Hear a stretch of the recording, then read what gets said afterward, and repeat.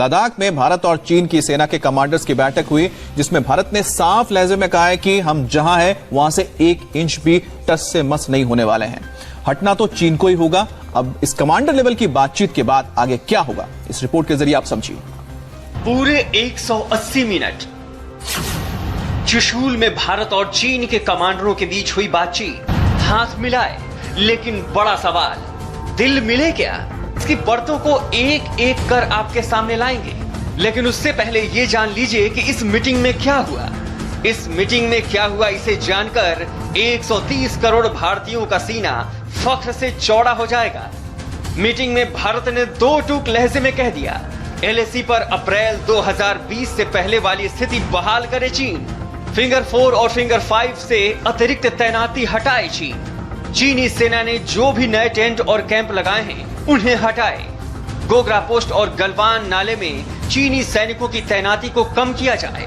चीनी सैनिकों को अपनी जगह पर वापस भेजा जाए। भारत ने जब चीन की हेकड़ी निकालने वाली शर्त रखी तो चीन ने क्या कहा उसे जान लीजिए। चीन ने कहा कि भारत कोई भी रोड कंस्ट्रक्शन नहीं कर सकता, तो भारत ने भी साफ कर दिया कि हम अपनी सीमा में सड़क बना रहे हैं और काम नहीं रुकेगा। सबसे पहले ठीक करीबन 12 बजे के लगभग शुरुआत हुई पैंगोंग त्सो के इस फिंगर 4 से लेकर फिंगर 8 के इस विवाद में, जहां चाइनीज PLA ने अपना एक्स्ट्रा डिप्लॉयमेंट करते हुए यहां पर स्ट्रक्चर का निर्माण किया है।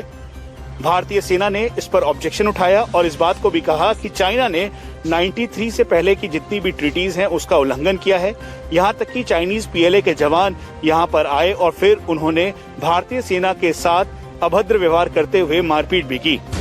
हालांकि इस मीटिंग के बाद भारतीय सेना ने औपचारिक बयान जारी किया, जिसके मुताबिक किसी भी तरह का अनुमान बिल्कुल गलत होगा और दोनों देश मिलिट्री और डिप्लोमेटिक तरीके से इस मामले को पूरी तरह से सुलझा सकते हैं। इसके लिए और भी बैठकें की जाएंगी। तो बड़ा सवाल यही उठता है कि अब क्या होगा। 14 कोर के कमांडर पूरी briefing northern army commander YK Joshi के साथ में डायरेक्टर जनरल मिलिट्री ऑपरेशन और भारतीय सेना के चीफ को देंगे। इस मीटिंग की एक एक जानकारी शब्दशः सेना प्रमुख को बताया जाएगा और फिर यही जानकारी विदेश मंत्रालय को औपचारिक तौर पर देते हुए इसकी पूरी रिपोर्ट रक्षा मंत्रालय के साथ नेशनल सिक्योरिटी एडवाइजर और प्रधानमंत्री कार्यालय को सौंपी जाएगी। इस विवाद को लंबा खींचकर चीन इस वक्त वर्ल्ड अटेंशन चाहता है।